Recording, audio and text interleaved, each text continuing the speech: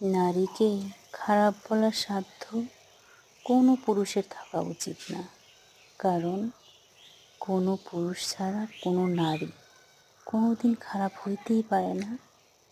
আপনার পাশে যে মেয়েটা ঘুমাচ্ছে বউ আপনার, আপনার পাশের রুমে যে মেয়েটা ঘুমাচ্ছে বোন আপনার, আপনার কোলের মধ্যে যে শিশু সন্তানটা চুপ করে আছে মেয়ে আপনার, আপনার পাশের রুমে আপনার মা।